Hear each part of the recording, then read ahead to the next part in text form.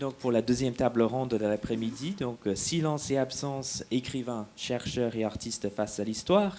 Et mon rôle est tout restreint, donc je vais juste présenter... non, je vais juste même vous dire que la table ronde devait être animée par ma collègue donc, du département, Cécile Bishop, qui va présenter les invités et lancer la discussion. Donc, je lui cède la parole tout de suite. Donc, merci beaucoup à vous tous d'être là. Et voilà, on y va. Merci Philippe, merci beaucoup à l'OIF pour l'organisation de cet événement, à tous les différents partenaires qui l'ont rendu possible. Merci à Francine pour son accueil à la Maison Française. Et aussi, je voulais dire merci à Tony, avec qui j'ai beaucoup réfléchi à la préparation de cette table ronde. Et surtout à Guillaume, qui tire les ficelles dans l'ombre. Alors, le but de cette table ronde est d'explorer et de confronter les stratégies mises en œuvre par des écrivains, des chercheurs, des artistes, pour faire parler les silences des archives et des mémoires. Alors, ce que je vais faire, c'est que je vais commencer par introduire brièvement nos participants et je ne vais pas dérouler vos CV qui sont très impressionnants, donc très longs. Et plutôt, je vais essayer de vous donner en quelques mots une idée de ce qui nous a donné envie de les inviter pour avoir cette conversation avec eux. Conversation qui peut très bien être informelle. Donc voilà, moi j'ai des questions, mais vous pouvez, sentez-vous libre de rebondir sur ce que disent les uns et les autres. On n'est pas, voilà, on n'est pas obligé de suivre ma liste. Alors je vais commencer par Fabienne Canor, qui est non seulement une romancière prolifique et primée, mais aussi réalisatrice, dramaturge, performeuse, journaliste et même professeure d'université à Penn State. Alors, c'est d'abord son très très beau roman Humus, qui était paru en 2006 chez Gallimard et qui avait gagné le prix RFO, qui nous a donné envie d'inviter Fabienne Canor. Et ça tombait bien, puisqu'en fait, le roman vient d'être traduit et va être publié très prochainement par The University of Virginia Press. Alors, ce texte part d'un fragment glaçant trouvé dans le journal d'un capitaine de bateau négrier datant de 1674 et qui commence par ces mots. Le 23 mars dernier, il se serait jeté de dessus la dunette à la mer, et dans les lieux, 14 femmes noires, toutes ensemble, et dans le même temps, par un seul mouvement. Le roman de Fabienne Canor cherche à nous faire entendre, à tour de rôle, les voix de ces femmes qui ont tenté d'échapper à l'esclavage, ainsi que leurs motivations, leurs pensées et leur désespoir.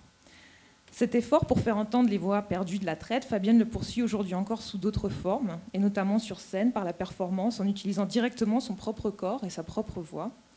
Elle le fait aussi par son travail de traductrice, puisqu'elle vient de publier la version française du texte de Zora Neale Hurston Barracoon, qui se fonde sur des entretiens réalisés en 1927 et 1931 entre l'auteur et Cudjo Lewis, le tout dernier survivant de la traite.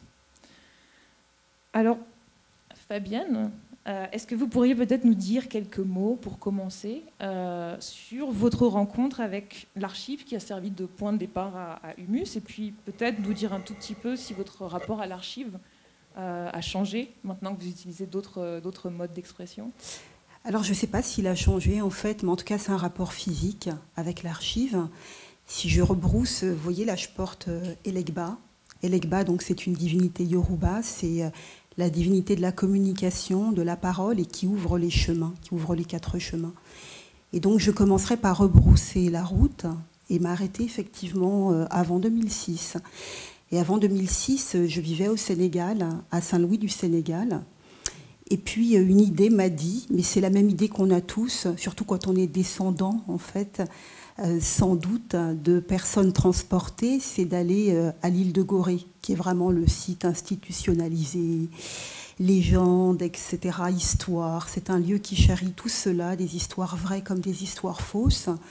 Et alors en arrivant, donc en 2005, peut-être 4, peut-être 3, je suis arrivée donc sur l'île de Gorée. Il y avait une exposition qui était consacrée à la résistance des esclaves à bord des bateaux négriers. Et donc, quand je vous disais que la confrontation, elle était physique, c'est que je tombais sur une archive. Alors, moi, dans ma tête, les archives, c'était plein de poussière, c'était des papiers, c'était dans les bibliothèques, c'était sombre. On éternuait, ça sentait le papier, la paperasse. Et en fait, là, ça sentait la mer, ça sentait Gorée, et ça sentait vraiment la rencontre, comme quand on rencontre quelqu'un. Et c'est quelqu'un qui me disait qu'il n'était pas tout seul, mais il y avait 14 personnes, il y avait 14 femmes qui avaient décidé de se jeter hors du bateau négrier.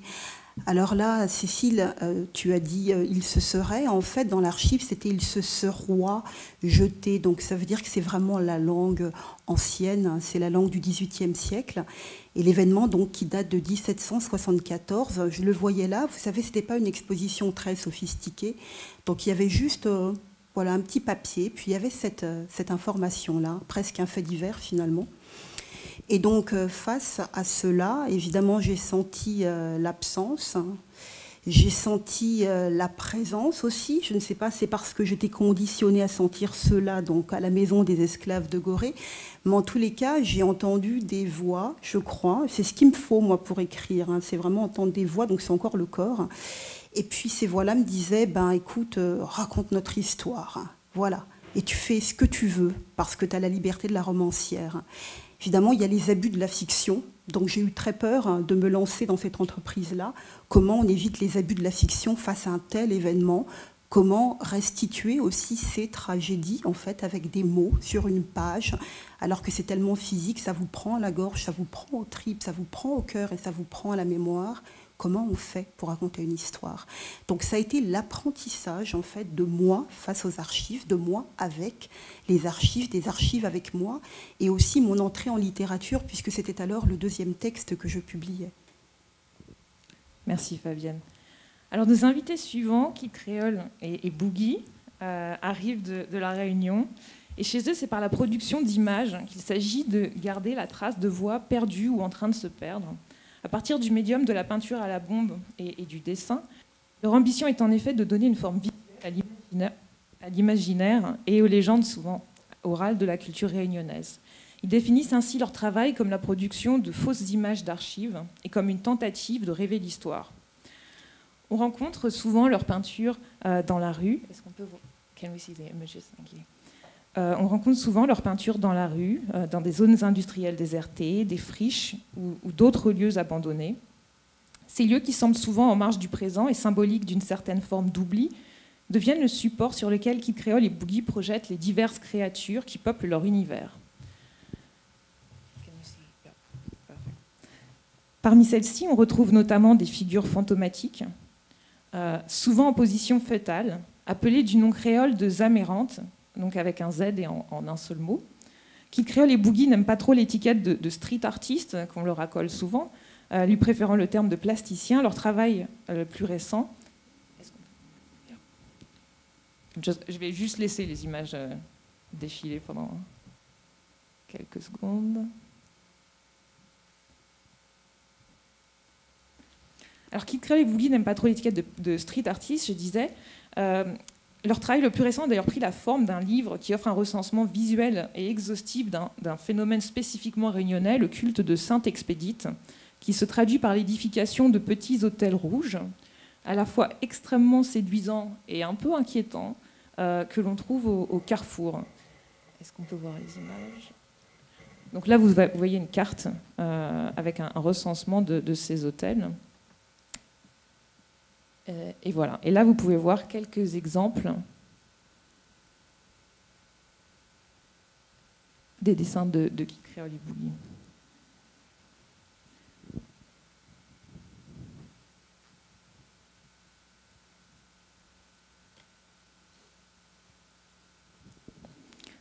Alors, Kid Creole et Boogie, peut-être pourriez-vous commencer par nous en dire un petit peu plus sur les sources sur lesquelles vous vous appuyez pour imaginer ces créatures qui peuplent vos dessins.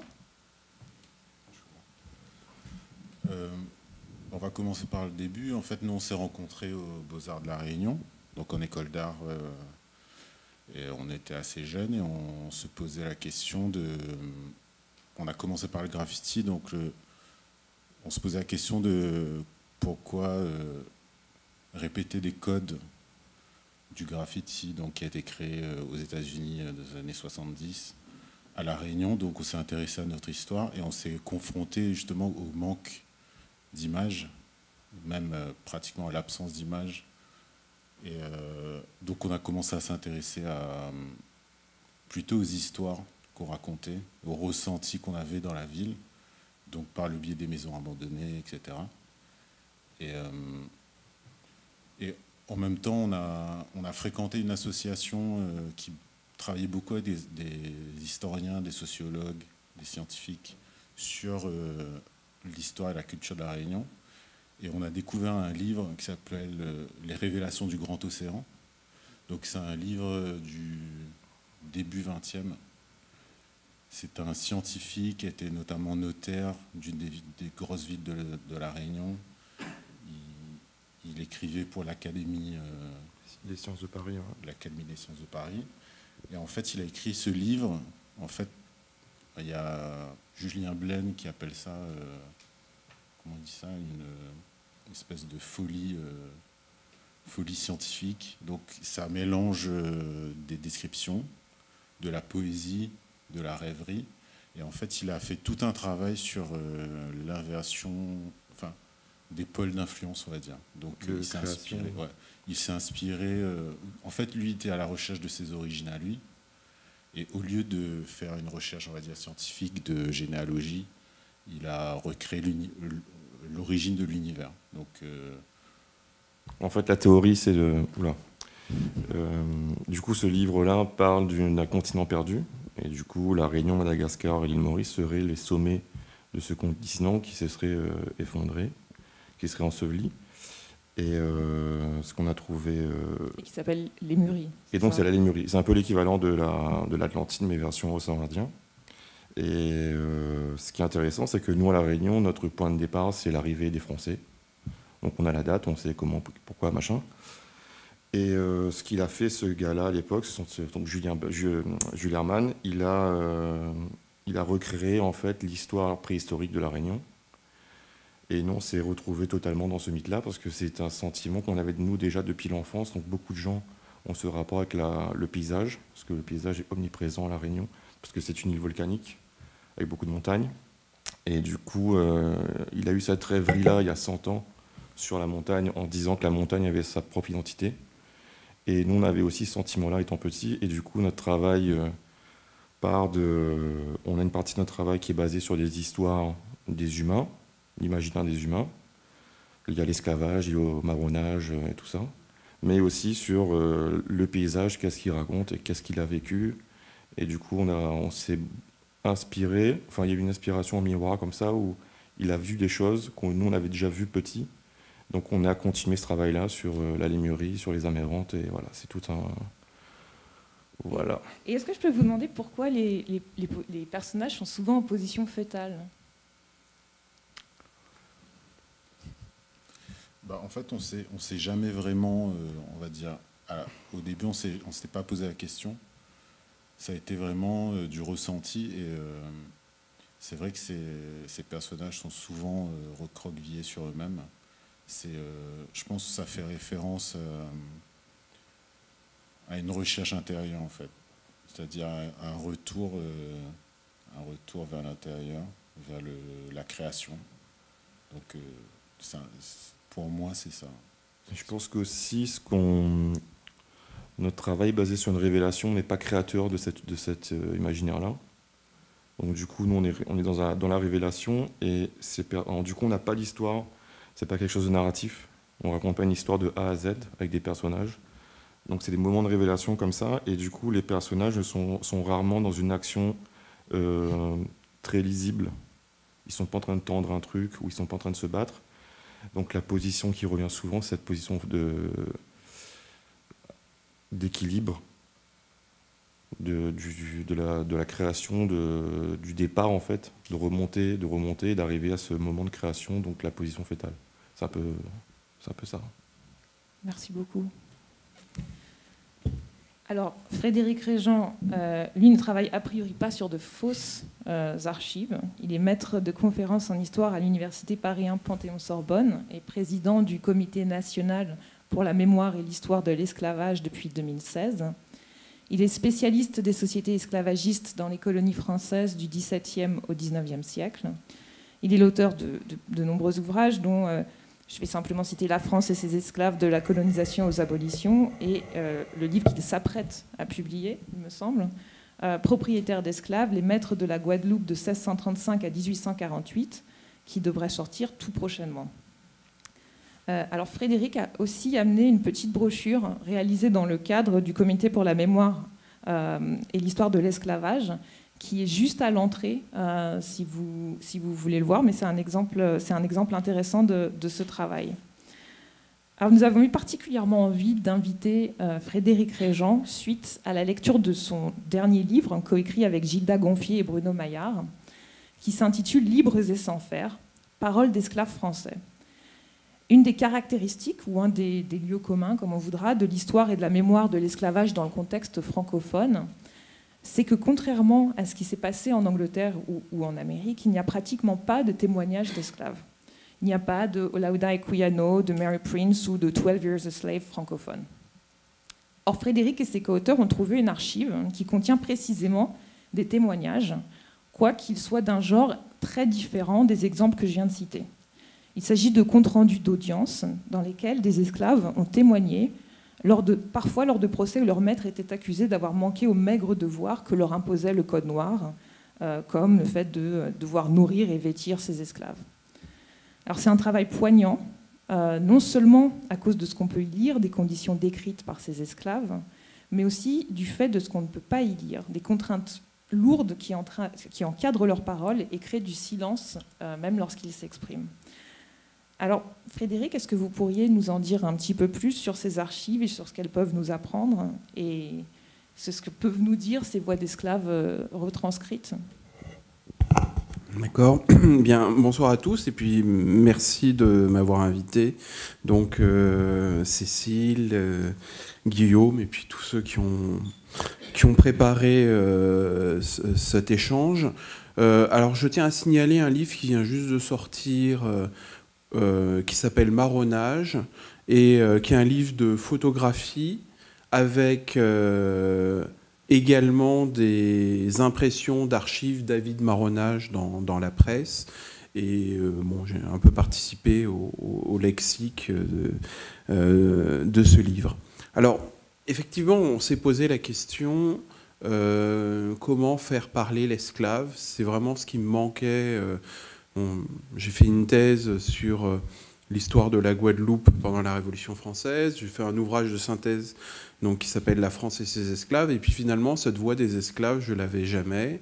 Et puis d'un autre côté, je voyais, donc j'ai vu le spectacle de Mary Prince, j'ai vu 12 Years a Slave, enfin j'ai vu toute une série de choses. Et puis un jour, il y a Gilda Gonfier qui m'apporte un procès.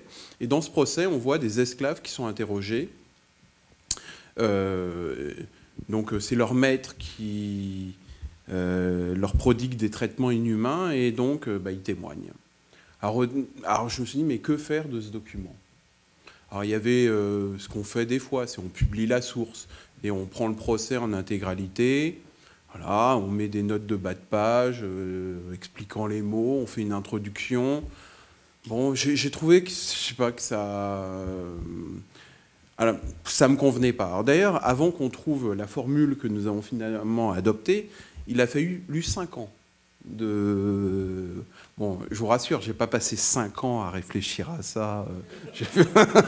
J'ai fait autre chose quand même, mais avant de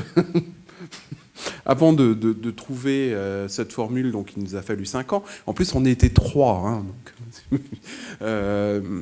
et finalement, la formule que nous avons trouvée, c'était non pas d'étudier les affaires judiciaires, mais de retirer dans la parole l'esclave comment les esclaves parlent de leur quotidien, de leurs proches. Voilà, ce qui nous intéressait le plus, c'est l'esclave dit, voilà, ce midi j'ai mangé un poulet avec des pois d'Angole. Ça nous intéressait plus que l'affaire judiciaire en tant que telle, savoir si le maître avait été condamné ou pas. Et voilà. Et c'était retrouver finalement ce quotidien, retrouver aussi ce qu'on a retrouvé finalement, c'est cette forme d'humanité chez l'esclave, ce désir de liberté, cette autonomie de mouvement. dont finalement ces sources nous montrent, on en a un, il explique qu'il va voir son frère, et puis son frère lui trouve un travail. Alors ils vont voir un autre esclave qui sait écrire, qui lui fait un faux billet de son maître l'autorisant à rester, et puis voilà, puis il revient 3 semaines plus tard. Et puis ces femmes esclaves aussi qui sont dans un jeu très, très ambigu avec le maître, où elles sont à la fois concubines, et puis où elles sont... voilà, est-ce qu'elles sont des prostituées? Est-ce qu'elles aiment leur maître? Enfin, et cette ambiguïté est résumée par une des esclaves qui dit je ne concevais pas autant de rigueur d'un maître si bon. Et donc voilà, ça nous permet de rentrer dans la complexité de l'esclavage. Et alors, dans cette collaboration avec Bruno Maillard et Gilda Gonfier, je tiens à préciser que c'est très rare qu'on ait un ouvrage qui parle à la fois des esclaves de la Guadeloupe, de la Martinique et de la Réunion. Parce que souvent, c'est très cloisonné. Et d'ailleurs, la Réunion recèle des sources encore... voilà, c'est à peine 1% de ce qui existe dans les sources qui a été exploité dans cet ouvrage. Merci Frédéric. Alors, à ce stade, if we could move the screen, si on pouvait retirer un tout petit peu l'écran. Voilà, parfait. Alors notre dernière invitée, Fatima Mazmouz, est une artiste plasticienne et photographe marocaine dont le travail explore la relation entre l'intime et le politique, s'attachant tout particulièrement à la manière dont ces dimensions se nouent autour du corps des femmes. Alors Fatima s'appuie elle aussi sur des documents d'archives, et notamment des cartes postales coloniales, un objet dont Malek Aloula avait écrit dans le contexte de l'Algérie. Elle produit du cliché comme les grands oiseaux de mer produisent du guano. Elle est l'engrais de la vision coloniale. Il nous est apparu très tôt qu'il allait être difficile de vous faire comprendre ce qu'est le travail de Fatima avec un diaporama, parce qu'en fait, pour en saisir le contenu, il faut pouvoir physiquement prendre de la distance, puis la perdre, ce que je vais vous inviter à faire dès la fin de cette table ronde. Et donc, on a décidé d'en exposer un petit échantillon que vous pouvez voir tout autour de vous.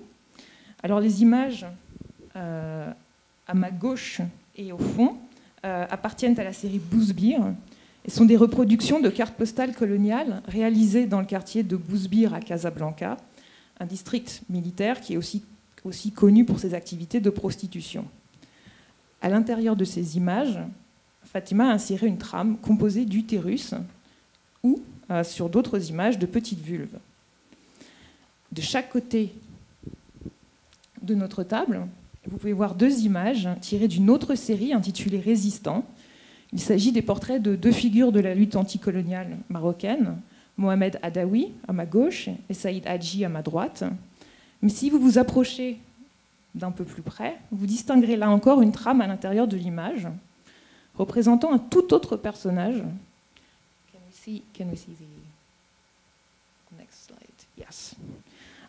L'alter ego de Fatima, Super qui se présente comme une femme très enceinte et vêtue d'un costume de super-héros. Alors Fatima, est-ce que vous pourriez nous en dire un peu plus sur votre rapport à ces images d'archives et puis peut-être nous expliquer pourquoi vous avez souhaité non seulement exhumer ces images, mais aussi les transformer? Bonsoir à tous, merci de m'avoir invité, à Cécile, Guillaume et à toute l'équipe qui a aidé à faire que ce projet puisse exister aujourd'hui.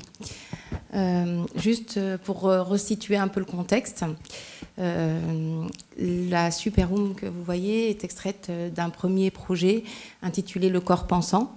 Donc le corps pensant, P-A-N-S-A-N-T, puisqu'il s'agit de la pense, un corps de la réflexion, mais aussi un corps de la réparation et donc du pansement. Donc le corps pensant, c'est d'abord l'histoire d'un corps de la mère qui, dans un deuxième pendant, dialogue avec la question de la mère patrie. Donc ce personnage, la Super-Oum, c'est un personnage que j'ai créé qui, en réalité, est une icône pour moi de la résistance. Dans ce corpus du corps pensant, c'est vraiment la résistance. En gros, je vais généraliser en disant que c'est la résistance à l'engloutissement identitaire. Ce premier projet du corps pensant a donné lieu à un deuxième projet qui est à corps rompu. Donc, je fais bref pour que vous puissiez juste avoir les entrées et les sorties de ce projet.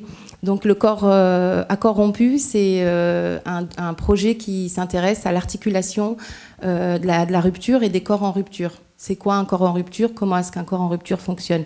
Ce projet prend naissance aussi dans une histoire de l'intime qui est le corps de l'avortement. Donc en gros, pour parler un peu de ma démarche, j'interroge le corps dans son vécu de l'ici et maintenant. Et ce corps me donne des réponses de ce qui se passe sur la place publique, puisque pour moi, mon intimité est déjà politique. Donc ce va-et-vient entre l'intime et le politique, je l'effectue comme ça dans des interrogations perpétuelles entre mon corps intérieur et ce qui se passe à l'extérieur.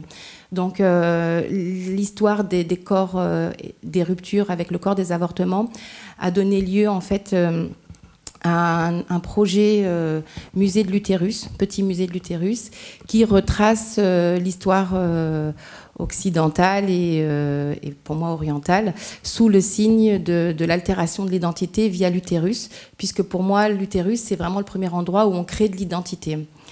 Donc ce projet-là m'a donné les outils m'a donné de nouveaux outils, un nouveau vocabulaire, avec des utérus sains pour une identité qui est plutôt saine et des utérus malsains pour des identités altérées. Ces utérus malades, qui sont pour moi des matrices malades, donc je leur ai fait porter des valeurs, notamment, je ne sais pas moi, discrimination, humiliation, rejet, etc. Donc, une fois que je sais réparer et une fois que je sais reconnaître un corps en rupture, donc du coup, je mets les éclairages un peu plus sur mon histoire personnelle. Et je me rends compte que mon histoire personnelle porte des énormes fissures, comme un gruyère. Étant donné que je suis une fille de l'entre-deux, avec deux cultures, mes parents seraient français et d'origine française, je n'aurais aucun souci pour pouvoir énoncer une mémoire. Je connais parfaitement les années 50, ce qu'ils auraient pu écouter comme musique, quels sont les films qu'ils auraient pu aller voir, les boulevards qu'ils auraient pu traverser s'ils étaient donc en France ou dans la région parisienne. Il s'avère qu'ils viennent du Maroc, dans de coins différents. Et pour parler plutôt de l'histoire de mon père, puisque ce troisième pan dont sont extraits ces séries, c'est une histoire du Maroc des années 50. Et autour desquels je ne connaissais pratiquement rien. Donc je me suis dit, bon, bah, c'est pas grave, je n'ai pas de patrimoine, mais je vais le créer, puisque je considère qu'on est un peu des héritiers sans héritage à cet endroit-là. Donc je me dis, je vais le créer. Donc je commence à regarder, j'interroge aussi mon père, on flâne beaucoup dans la ville de Casablanca, et on découvre tous ces boulevards. Et il y a un moment donné où j'ai des noms, donc, et je m'interroge, qui sont ces gens? Et on se rend compte au final que la ville de Casablanca, pratiquement à 80%, ces boulevards sont les noms des résistants.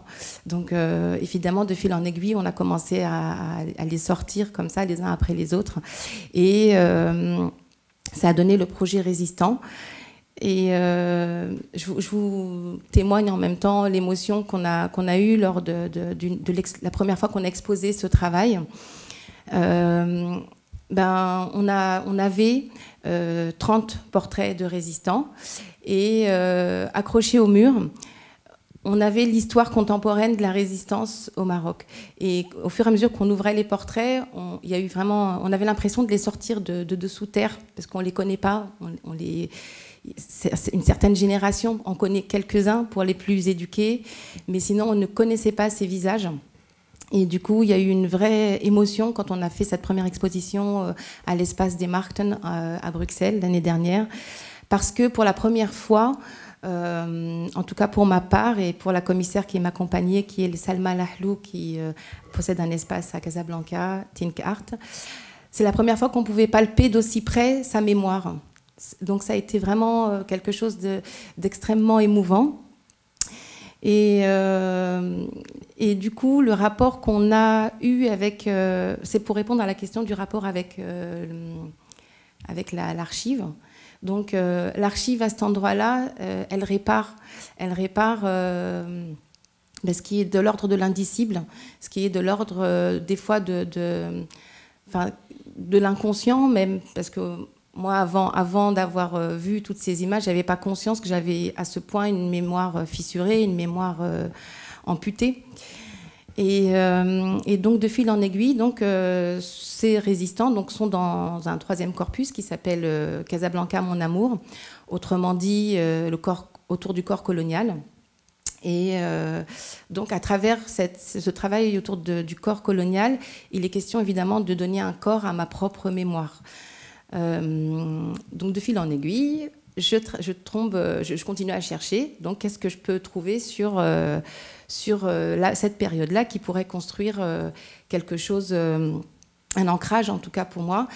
Et à part ces images de résistants, ces quelques images résistants qu'on a réussi à trouver sur Internet, je tiens à le dire, les autres images que j'avais, c'était pratiquement les seules, les cartes postales. Et donc, du coup, là, c'est posé un véritable questionnement de se dire comment est-ce que je peux me construire à partir d'archives qui sont faites par l'autre, par les autres, des archives qui portent le conflit aussi. Et par rapport à la France d'aujourd'hui, un conflit qui est toujours pas... en tout cas, qui est toujours, on va dire, un peu tabou, parce que vous disiez que c'est bien ou que c'est pas bien la colonisation, parce qu'on n'a que des discussions, des débats assez généraux. On n'a pas encore les outils et une place publique pour ouvrir un débat et dire voilà ce qui s'est passé dans la période coloniale. En tout cas, moi, c'est ma posture. J'en suis absolument pas responsable, mais en vivant entre les deux, moi, je supporte plus tout cette vision, que ce soit victimaire d'un côté ou d'un autre côté, complètement manichéenne, à savoir choisir un camp, quoi. Donc, il était important pour moi, si je voulais réhabiliter ces images dans ma mémoire, peut-être de leur faire dire aussi autrement, autre chose, d'avoir une autre réécriture de cette histoire et de donner peut-être une voix aussi à ces femmes. Et donc, du coup, c'est là où mes utérus malades interviennent pour réécrire cette histoire. Et donc, il y a toute... comme on pourrait écrire des lignes qui disent... une trame, en tout cas, une autre manière de lire ce qui s'est passé. Il ne s'agit pas de dire qu'il ne s'est rien passé, on accepte tout à fait ce qui s'est passé, mais de dire aussi, non, il y a aussi d'autres vérités, et moi j'ouvre la voie sur une des possibles. Évidemment, il y a encore énormément d'autres possibles, mais aujourd'hui, c'est un travail en cours de gestation aussi. L'autre vocabulaire qui arrive aussi, c'est le vocabulaire qui est lié à la vulve. Alors évidemment, les vocabulaires que j'utilise sont liés à un corps de femme. En même temps, je vis dans un corps de femme, je ressens à travers un corps de femme, donc je ne vais pas parler à travers quelque chose que je ne connais pas. Donc pour moi, ici, il était important de recréer aussi une trame à partir de la vulve, parce que Bouzebir étant... un espace de domination, évidemment, en fait, Bouzebir, c'est limite une caricature de toutes les dominations qu'on puisse trouver durant la période coloniale, à savoir la domination militaire, la domination économique, la domination politique qui est très forte à cet endroit-là. Mais il y a aussi la domination masculine, puisqu'il y a d'abord des rapports d'hommes-femmes, tout simplement, et une domination sexuelle extrêmement forte qui est limite, c'est presque comme si, à travers le territoire de la vulve, c'est toute la guerre coloniale qui prend forme. Donc, pour moi, il était intéressant aussi de donner un autre éclairage, de parler des matrices malades, mais de parler aussi de cette forme de domination qui était aussi présente à cet endroit-là. Et une fois formulées les choses, effectivement, ces cartes postales peuvent rentrer dans ma mémoire et s'articulent complètement avec l'histoire qui est la mienne. Ça, c'est peut-être certainement le premier point. Le deuxième point important, c'est aussi en tant qu'objet d'art, Pour moi, la photographie coloniale doit, je m'avance un peu, mais doit et fait partie du patrimoine marocain. Parce qu'il s'agit du Maroc des années 50, même des années 30, 20, 30, 40, 50, même si elles ont été faites par d'autres. C'est d'abord un patrimoine marocain que l'histoire, aujourd'hui telle qu'elle est écrite, ne peut pas s'inscrire.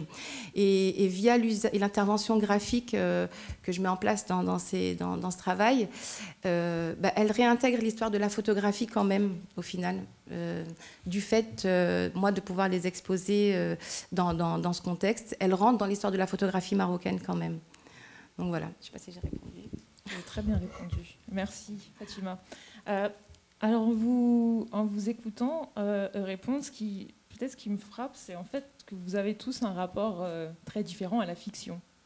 Et Fabienne parlait d'abus de fiction, du risque d'abus de fiction, et je me disais qu'on pourrait peut-être reparler de ça un petit peu. Par exemple, Kitri Ali-Bougui, vous mentionnez que vous avez été voir des sociologues, des historiens, donc a priori des gens qui peuvent prendre la fiction pour objet, mais qui ne sont pas producteurs de fiction en tant que tels, et que vous vous nourrissez à la fois de ça et de sources imaginaires. Et comment est-ce que vous faites l'équilibre entre les deux ? Est-ce que c'est une question que vous vous posez parfois ? Voilà, quelle est l'importance de la fiction dans votre travail ? Si vous voulez, je vais décliner ma question avec les autres participants pour vous donner 1 minute pour réfléchir, ok ? Alors, par exemple, Fabienne, j'aimerais bien qu'on reparle un peu de cette question de l'abus de fiction et de comment vous l'aviez résolu dans votre travail. Frédéric, je me demande si l'imaginaire et la fiction jouent un rôle dans votre réflexion. Et après, on reviendra à Fatima. Dans le partage. Oui, donc pour reprendre le chemin de Humus, puis peut-être même d'autres récits finalement, parce qu'en fait, on met où le curseur, enfin quand on parle d'histoire à récupérer, le corps à réparer. Et donc disons que le deuxième récit, c'est vrai que quand je parlais d'abus de fiction, c'est que, comme je vous l'ai dit tantôt, ce décalage qui était énorme entre moi, mon désir d'écrire. Donc il faut que ça avance l'écriture, c'est-à-dire qu'il va falloir remettre de la dignité, remettre de la chair à des personnages qui tiennent en quelques lignes dans les archives, qui tiennent vraiment à rien du tout. D'ailleurs, c'est généralement un chiffre.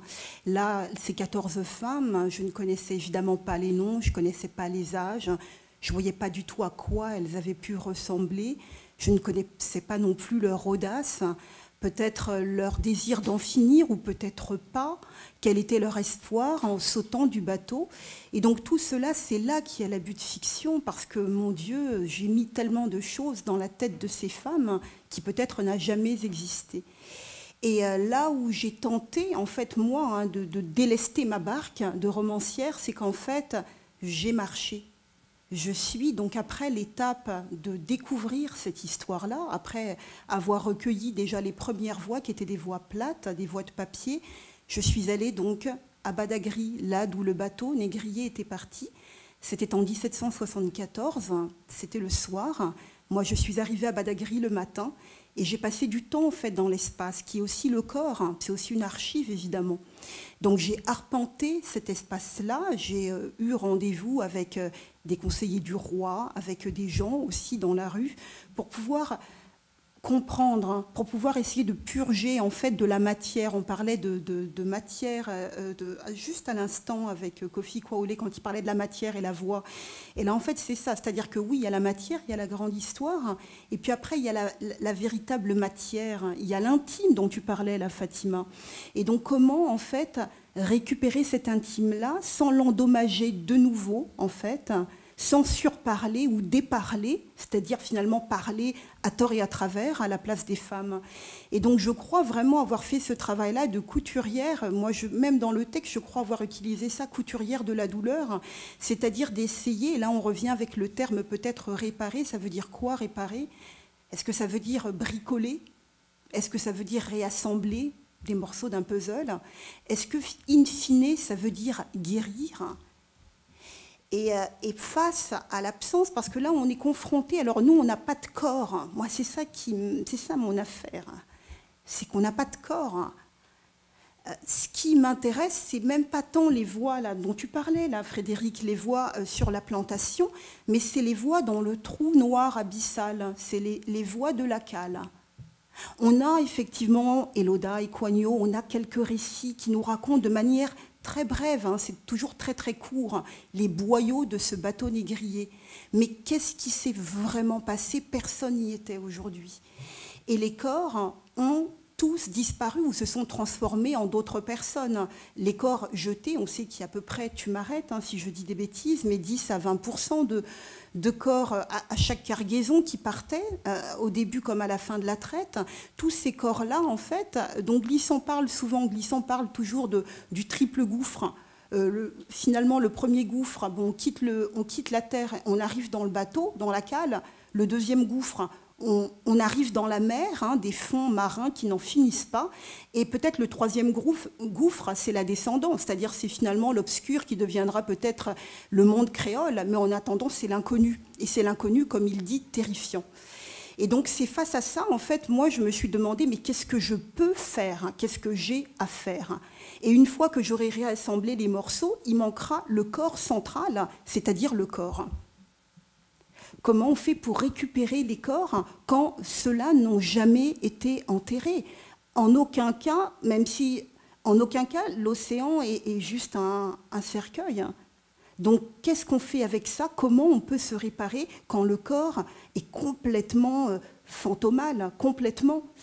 Alors par rapport à cela, j'ai l'impression, en tout cas moi, et c'est pour ça que je suis passée à la scène aussi, c'est parce que je trouve que le mot n'arrive pas, en fait, à posséder ou à réinventer le corps.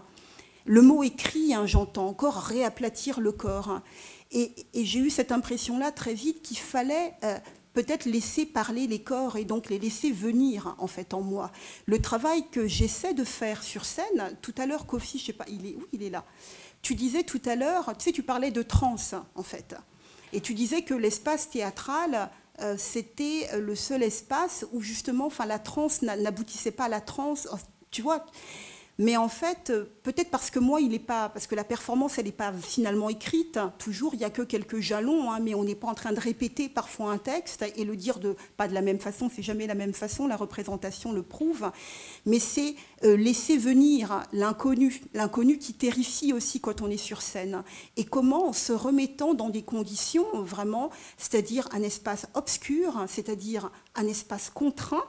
Par exemple, être là dans une toute petite pièce, assis par terre, c'est angoissant, ça terrifie et ça appelle peut-être les corps disparus. Donc c'est peut-être ce travail-là que je fais qui n'est pas du théâtre, qui est vraiment de la performance, essayer que la chose revienne ou advienne. Donc c'est par l'incarnation presque d'une certaine manière que vous avez résolu ce problème. Et aussi re-questionner les corps qui sont des archives aussi. Comme là, on en parlera plus tard, mais ça me rappelait tout ce que tu disais là sur tes parents, sur l'intragénérationnel, l'intergénérationnel. Comment, moi, par rapport à la mémoire des Antillais, j'ai interrogé les pieds de mon père, hein, par exemple. Donc c'est un travail encore de... Voilà. J'ai parlé.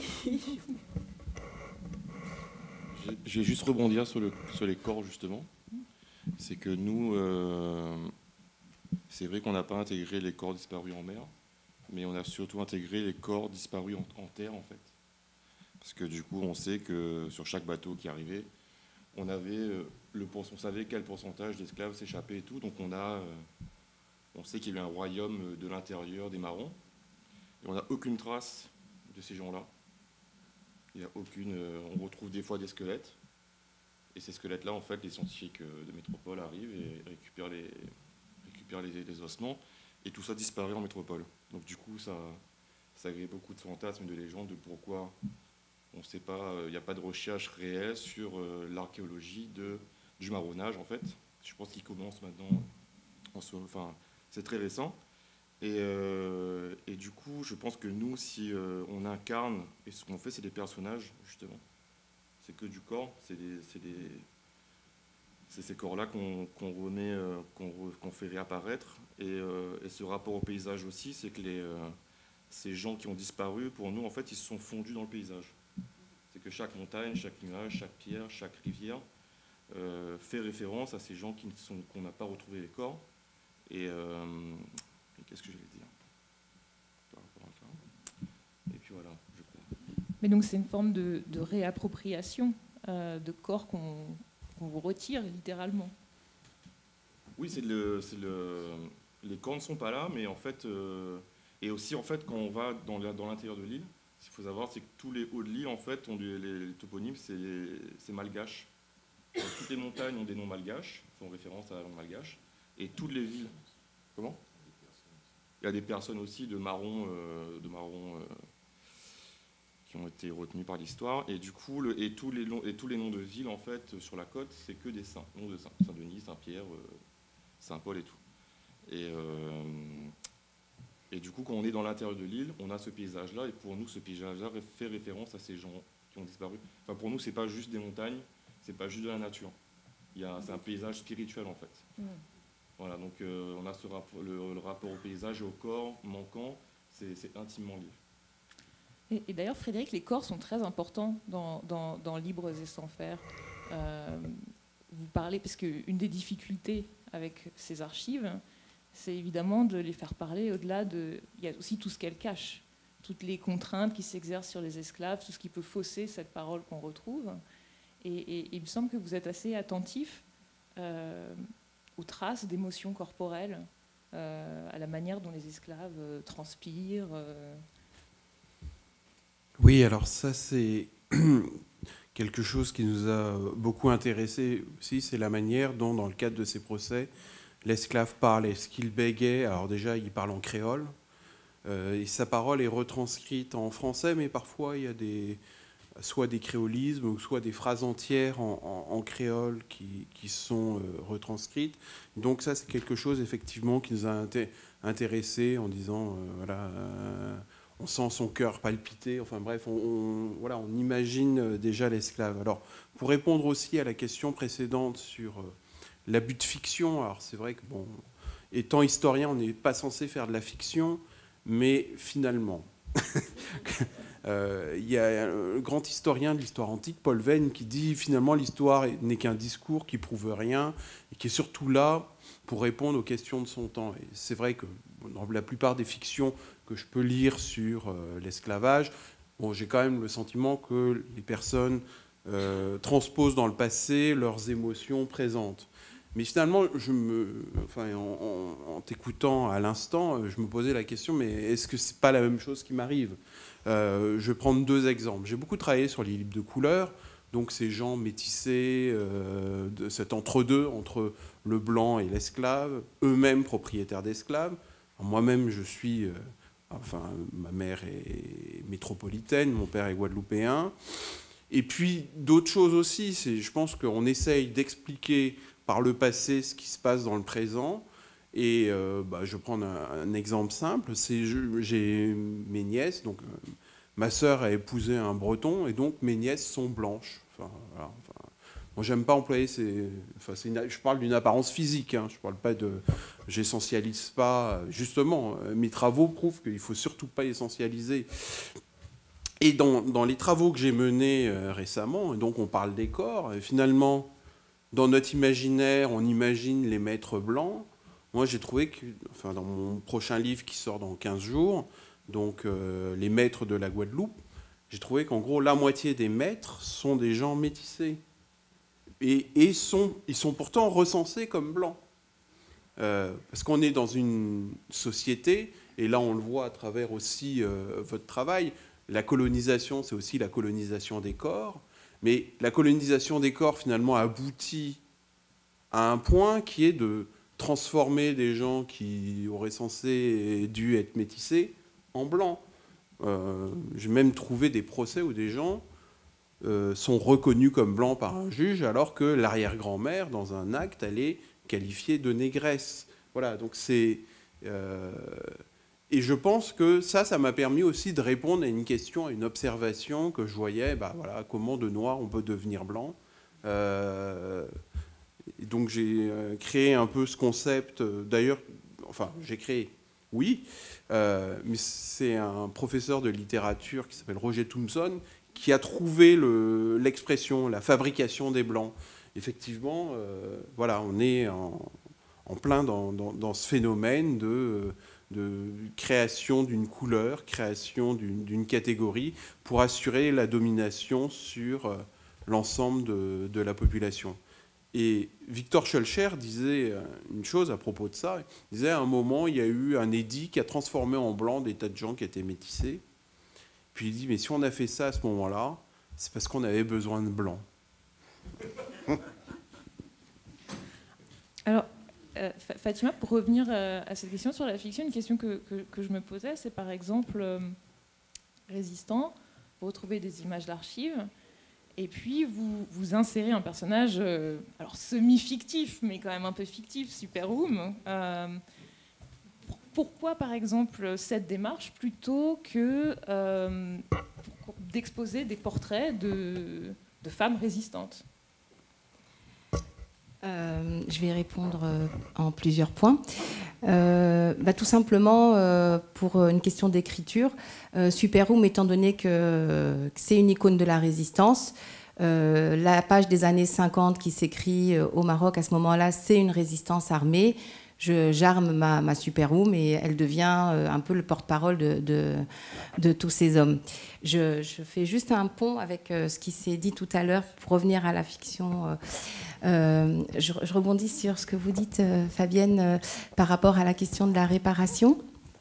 Quand vous dites à quel moment justement est-ce qu'on répare et à quel moment est-ce qu'on est guéri à un moment donné, de par l'expérience de ce travail, du corps pensant, etc., il m'est apparu que la réparation, des fois, elle vient juste du fait de formuler, de comprendre, de faire en sorte que les mots qu'on utilise à cet endroit-là, mais ce n'est pas des mots qui sont récupérés par une politique politicienne ou par d'autres espaces, qu'à un moment donné, on fait...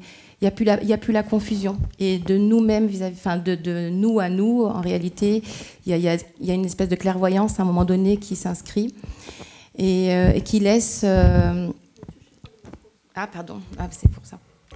Et donc, du coup, qui ouvre un espace à la... Ouh là là, il faut même que je le recule. Ouais, mais je crois que... Il est tombé. Il y a un capuchon qui est tombé. C'est pas grave. Ah oui, c'est ça. Oui. Bon. On va prendre un autre micro. Oui. Moi, je vais parler. Voilà, je vais parler comme ça. Et donc, du coup, qui ouvre un espace au corps, comme vous, à la création, en tout cas à l'incarnation du corps, comme vous l'avez dit. Et moi, je verrais plutôt un corps qui s'inscrit dans le temps, en fait. Ce corps qu'on cherche, c'est peut-être pas un corps physique comme on le voit, mais c'est un corps qui s'écrit dans le temps et qui prend... C'est tout le processus, en fait, de votre travail qui fait corps. C'est le corps du travail qui donne un corps, en fait, et donc, du coup, forcément, qui va s'inscrire dans tout ce processus. Et parce que je me suis beaucoup posé la question, justement, de quel corps donner à cette mémoire.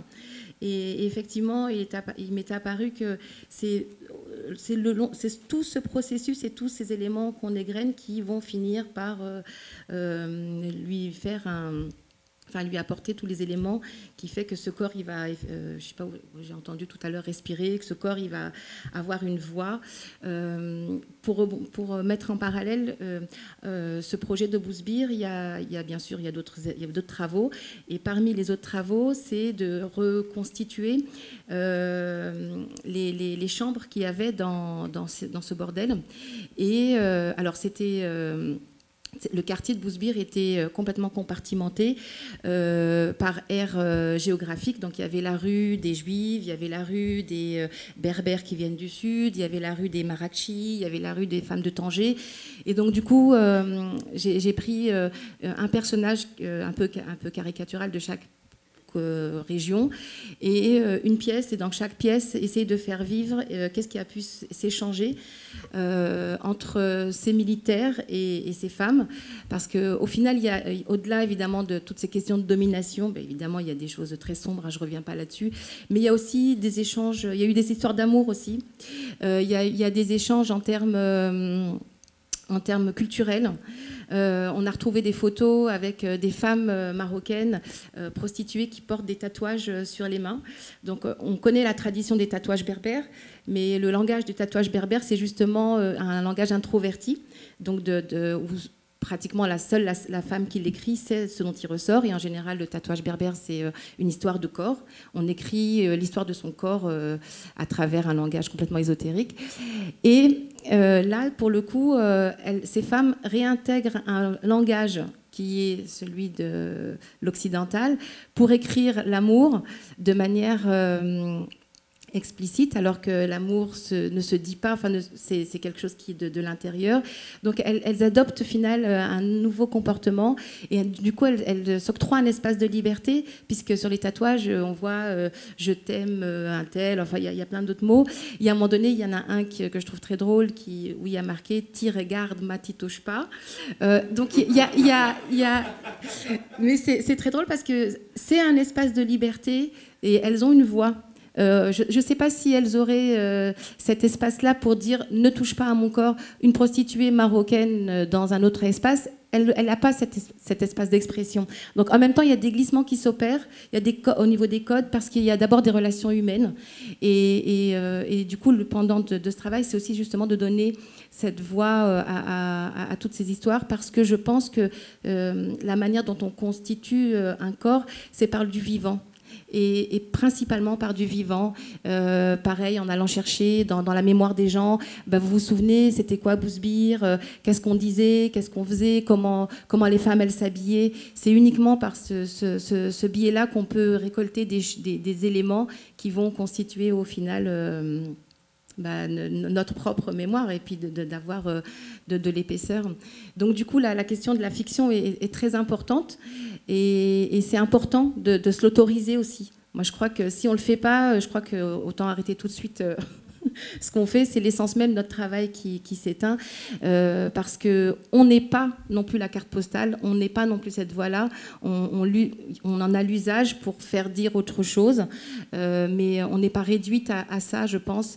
Et heureusement qu'on a cette fiction, parce qu'il y a le travail, il y a nous aussi en tant qu'artistes, et ce travail ne nous appartient pas une fois qu'il est lancé, il fait son chemin. Donc pour moi, cette distance que nous apporte la fiction, c'est aussi salvateur pour nous. Je pense que c'est à cet endroit-là où... Je suis assez d'accord avec ce que tu dis, Fatima. En fait, ça me fait penser, tu sais, quand on libère les corps et quand tu libères le corps de la famille. Moi, je sais que c'est passé cette libération-là, tu vois, avant de parler déjà des autres, libérer les autres. Ça a vraiment été à la famille. Nous aussi, on est vraiment nés dans un endroit où il n'y a pas de bibliothèque du tout. Donc, mon père ne lit pas. Ma mère, je crois pas tellement. Donc d'ailleurs, quand je me suis mise à l'écriture, ils étaient très étonnés, tu vois, parce que c'était... Donc là, je me suis éloignée d'eux. La fiction m'a aussi éloignée d'eux, parce qu'ils se demandaient, mais qu'est-ce que tu fais ? Qu'est-ce que tu racontes nos histoires, mais on peut pas les lire, etc. Donc on n'avait pas de livre, hein, tu vois, à la maison. Et je sais que j'ai commencé à libérer mon père, hein, en filmant les pieds. Donc comme je disais, en filmant les pieds de mon père. Mon père, en fait, était facteur, hein. Donc vous voyez ce que c'est qu'un facteur à l'époque. Quand on est facteur, on enfourche sa bicyclette, on se lève très tôt le matin et on fait toute la route en pédalant, on pédale la ville. Et mon père était donc un immigré, bien sûr français, mais français particulier, français à peau foncée. Et quand il faisait ça, il était obligé de ravaler sa dignité, parce que quand il frappait parfois aux portes, on voyait un négro, comme on l'appelait à l'époque, on n'ouvrait pas toujours la porte. Alors heureusement, il avait le courrier, donc les gens ont fini par l'identifier comme c'est le facteur qui est noir.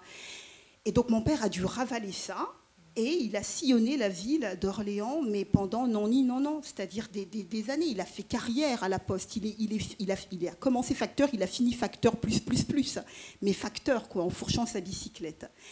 Et mon père, en fait, ne m'avait jamais montré ses pieds, mais jamais. C'est-à-dire qu'il en avait honte. Mais tu sais, moi, je ne le savais pas, en fait. C'est quand j'ai commencé à faire le film, en 2009, je dis à mon père, voilà, je vais essayer de filmer mes pieds. Mais pour filmer mes pieds, parce que mes pieds portent tes pieds, mes pieds ressemblent à tes pieds, tu m'as donné tes pieds, donc il va falloir que je filme tes pieds. Et donc mon père trouve le projet donc absurde, en fait. vraiment, il n'y a pas d'autre mot. Donc, il essaie de m'expliquer que non, il n'a pas le temps. Ensuite, il me dit « Ah non, non, mais tu vas encore me faire parler », etc. Il commence à sentir que je voudrais tout ça, le questionner. Et il finit par me dire « Mais mes pieds, ils sont vraiment pas beaux. Mes pieds sont laids. Mes pieds ont des bosses partout. Et donc, oh non, empalé. Donc, il parle créole. Oh, empalé. Non. Tu vas pas filmer mes pieds, hein. Et c'est une fin de non-recevoir. Et finalement, je le surprends un jour avec une petite caméra. J'arrive pour passer une journée chez mon père. J'ai la caméra dans le sac et mon père vit maintenant dans un tout petit appartement. Tu vois, comme tu disais, nous, on a le choix. On ne choisit pas notre camp, mais en fait, eux, ils n'ont pas parfois le choix. Ils sont coincés, mais ils n'en font pas quelque chose, un espace de liberté. C'est encore un espace contraint. Donc le voilà dans une autre cale à Orléans. Et donc j'arrive et on parle de toute autre chose. Et puis finalement, j'ai sorti la caméra et finalement, j'ai sorti mes pieds. J'ai enlevé mes chaussures. Finalement, il a sorti ses pieds et j'ai filmé ses pieds. Et vous voyez là, comme ça fait maintenant effectivement un film, blablabla, que je projette, blablabla, tu vois. Mais ça a vraiment été une libération à partir du moment où mon père m'a montré ses pieds qui effectivement étaient cabossés. C'était des pieds de facteur, des pieds de celui qui avait fait les voyages, l'immigration. Je suis émue.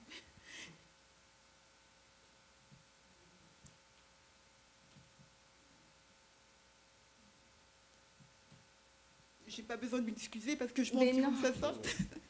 Mais donc j'ai filmé ses pieds. Mon père a 80 ans aujourd'hui, hein. Donc j'ai filmé ses pieds qui ressemblent aux miens. Et en fait, je me suis dit, ça nous a vraiment libérés, quoi. Ça a libéré, tu sais, le corps prisonnier, le corps martyr, le corps du facteur, le corps de l'immigré, le corps du disparu aussi, parce qu'il porte la mémoire, évidemment, des Africains, évidemment des disparus, mais sans l'avoir jamais exprimé. Sans l'avoir jamais exprimé, parce qu'il n'a jamais eu la parole, en fait. Et là, que ses pieds aient la parole, tu sais, c'est quelque chose qui... ça te déconstruit même le corps, en fait. Parce que tu te dis, mais en fait, c'est ça. C'est quand on parle de parole, nous, on parle, on s'exprime, tu vois. Mais en fait, c'est les pieds qui parlent. C'est le corps qui archive et qui parle et qui ouvre sa bouche grande comme ça et qui parle. Et ça, c'est bon. Oui, là, tu vois, donc ça veut dire aussi que je suis un peu guérie, pas complètement, mais que j'ai essayé de réassembler des choses. Mais c'est physique, quoi, ça te prend. Bien sûr. Pour rebondir sur les pieds, c'est ce qui est important. Après le corps pensant 2 autour de la mère patrie, il y a un travail qui a été réalisé que j'ai appelé les compartimentations, parce que le corps est compartimenté en patrie. Et en discutant avec une amie comme ça, moi je lui disais très clairement, quand je parle berbère, qui est ma langue maternelle, je parle d'ici, c'est mes tripes. Quand je parle en arabe, ça va se faire plutôt au niveau des seins ou au niveau du sexe. Quand je parle en français, c'est toute la tête qui prend. Et j'ai mon amie qui est arménienne, elle me dit, mais moi, quand je parle en arménien, c'est mes pieds qui parlent. Et donc, du coup, oui, effectivement, nos membres, les pieds, les mains, ils portent une mémoire, portent une trace, portent... un espace d'expression et effectivement de vouloir leur donner la parole, c'est ouvrir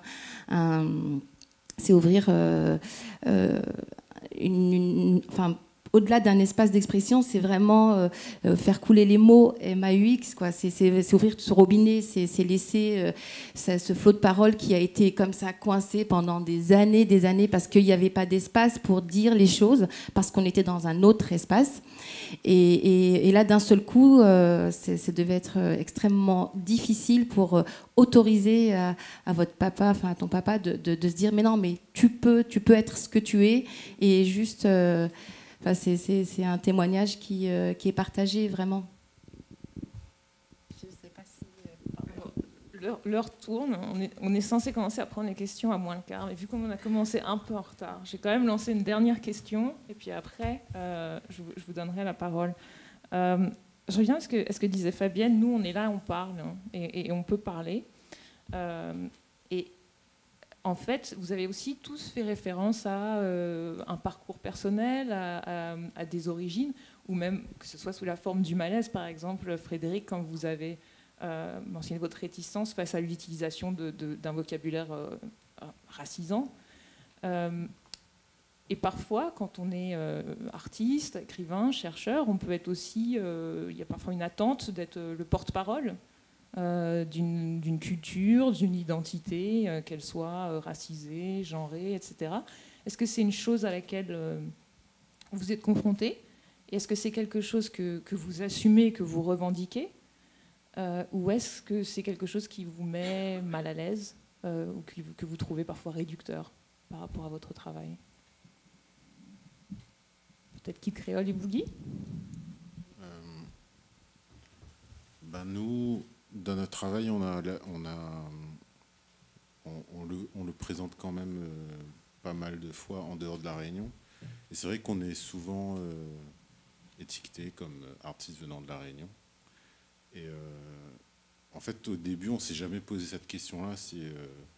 Pour nous, c'est un travail qui vient de nous et qui parle de nous, mais en fait, on s'est rendu compte qu'en zoomant vraiment sur quelque chose de très local à La Réunion, ça nous a renvoyé à quelque chose de plus global, qui nous renvoyait vers des trucs vers Madagascar, vers l'Inde, vers la Chine, vers l'Afrique.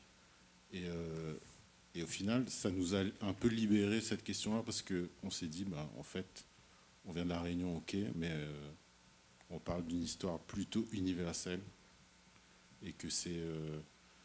Et comme il a dit au début, nous, on s'inscrit un peu en tant que révélateur, donc en tant que... C'est comme si c'est un univers qui existe au-delà de nous, et nous, on est juste vecteur, on est un outil de ça. Donc on n'a pas la question d'ego de se dire oui, on est né à La Réunion, on est artiste, on porte quelque chose, c'est une sorte de mission. Donc pour nous, c'est comme ça, et on porte en nous toutes ces questions-là. Merci.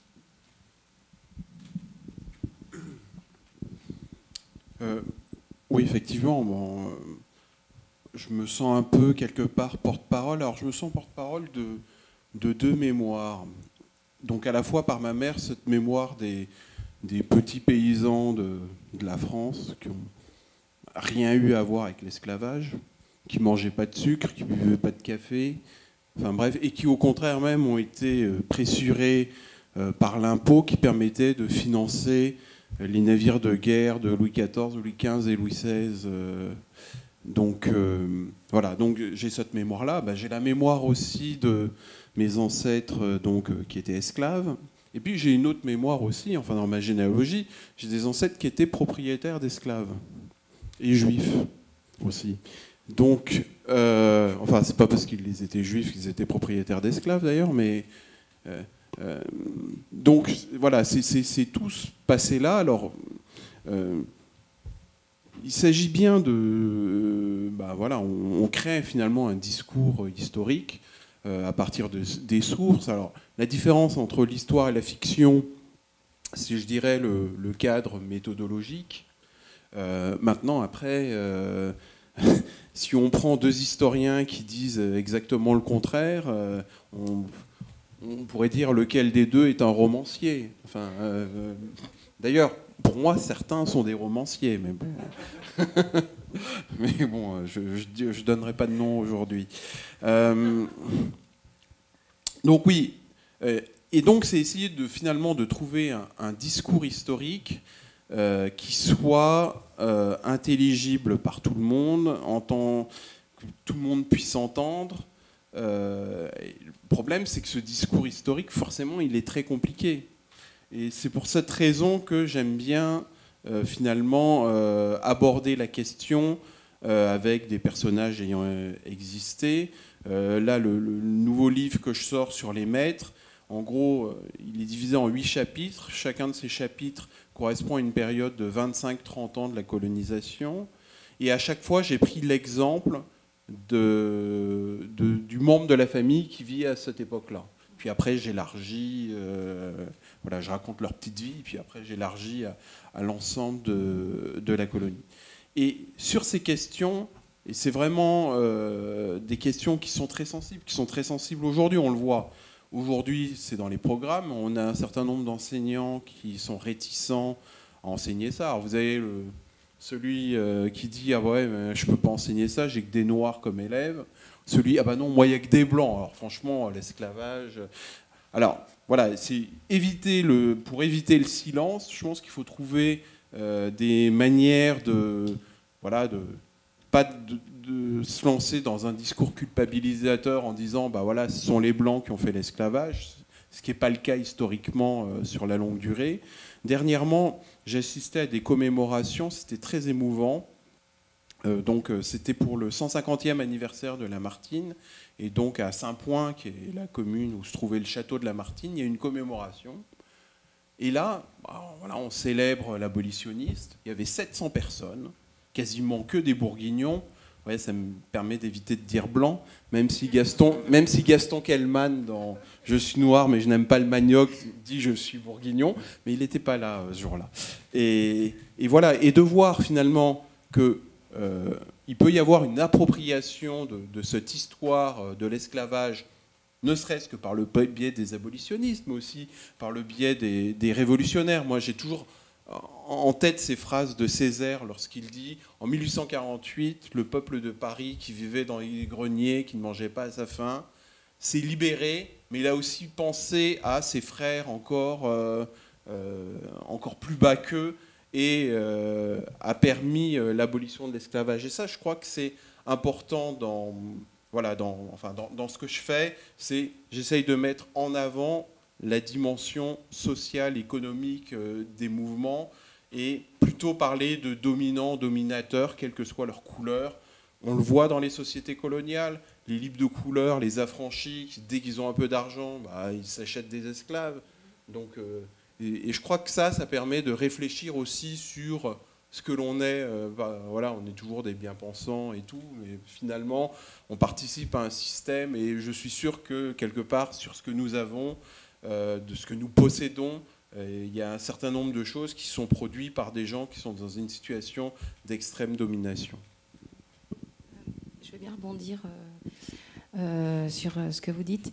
Effectivement, je crois que, d'après moi, mon analyse à mon échelle, on essaye de donner des réponses morales, des valeurs morales à un problème purement économique, à savoir est-ce que le colonialisme ou est-ce que l'esclavagisme a été une bonne ou une mauvaise chose. C'est évidemment pas là, à cet endroit-là, qu'on risque de trouver des réponses, mais étant donné que le problème, il est, comme vous le dites, il appartient à un système économique, voilà, les choses sont faites. Une fois qu'on a été affranchi, on veut soi-même avoir des esclaves. Et donc c'est pour ça que moi je reviens sur une approche peut-être plus humaniste. J'aimerais, c'est vraiment un souhait, j'aurais aimé que l'histoire que j'ai appris m'amène vers l'histoire des gens, vers l'histoire de ce qu'ont pu échanger les gens.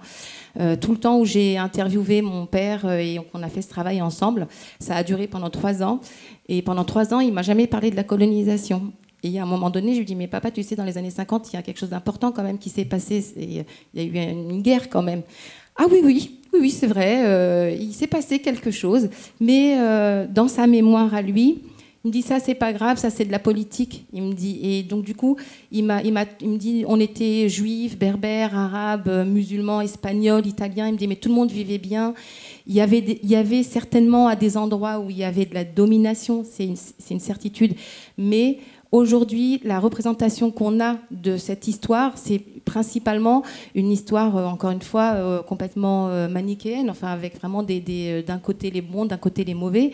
Et à aucun moment, on a quelque part une histoire des échanges qu'il y a pu y avoir à ce moment-là, une histoire des gens, une histoire de... Enfin, je sais pas, moi, mon père est arrivé très jeune, enfant berbère qui est descendu de ces montagnes du sud, dans la grande ville de Casablanca, comme ça se faisait à l'époque où les enfants étaient séparés de leurs parents pour aller travailler dans la ville. Donc il était triporteur. Et donc il sillonnait sa ville et il a emmené du lait, du pain à des familles. Il a servi l'armée française. Il me le dit d'ailleurs dans sa voix quand il me dit j'ai servi l'armée française, j'ai servi les sœurs à cornette et des familles. Et il y a des choses très belles. Il y a une famille, une maman qui le recevait dans la maison et le temps de lui faire sa note, elle le prenait. C'était un enfant de 6 ans. Elle le prenait, elle le lavait et très vite elle essayait de lui apprendre à lire, à écrire. Il n'a jamais su lire, c'est pas un problème. Il a voulu tout de suite apprendre les chiffres parce qu'il était futur commerçant, donc il voulait très vite savoir comment ça fonctionnait.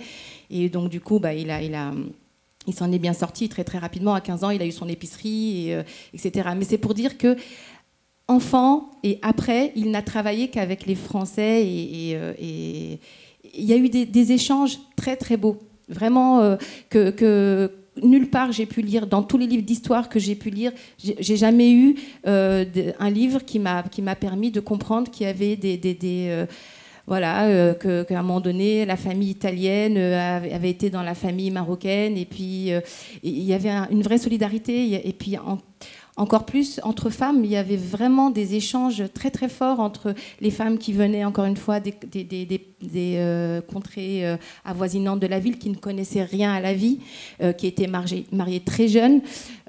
Et donc du coup, les femmes qui étaient déjà là, elles leur montraient un peu l'exemple. Et ce qui est très drôle, c'est qu'aujourd'hui, jusqu'à encore dans les années 90, le foulard qu'on voit chez les mamans qu'on attache ici, c'est juste le foulard que les jeunes marocaines, elles voyaient dans la mode années 50, qu'elles voyaient les italiennes, les espagnoles ou les françaises qu'elles mettaient. Alors évidemment, elles le mettent comme elles peuvent aujourd'hui. Mais c'est ça, c'est tous ces échanges-là et tout cet humanisme qu'on ne retrouve pas et je pense qui réparerait et qui permettrait d'avoir une vraie empreinte sur la manière dont on pourrait construire nos mémoires et pour les futures générations. Oui, et en fait, j'aurais bien voulu aussi qu'on parle un tout petit peu sur cette question du porte-parole, de ce contrat qu'on vous avait proposé pour un livre.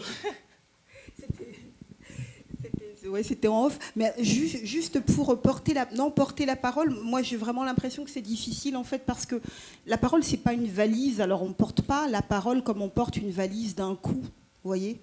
Ça me semble impossible. Il faudrait déjà le mettre au pluriel. Et par rapport à cette histoire plurielle, je me sens en tous les cas beaucoup plus habitée par ces paroles en fait que porter la parole. J'ai pas les épaulettes pour, tout simplement. Et ça me rappelle aussi Baldwin, quelques années avant sa mort. Donc il était le Baldwin qu'on connaît. Il avait déjà publié beaucoup, il avait marché le monde, il avait fait X et X conférences dans les plus grandes universités. Donc vraiment, extérieurement, il semblait porter la parole des communautés africaines-américaines.